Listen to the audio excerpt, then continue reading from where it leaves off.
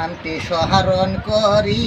কাগজ কলম হাতে ধরি, কিছু বলি ভাই নিজের দুঃখের কথা। ওরে ৮৮-র পানির কালে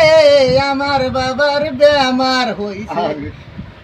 ওরে গেলাম রে ভাই ডাক্তারের কাছে, ও ভাই পয়সা নাই হাতে, পয়সা রইও অবায়াবে, মায়া মায়ার কি করে, কসুর মুখী আইন্দা দেয় আমার,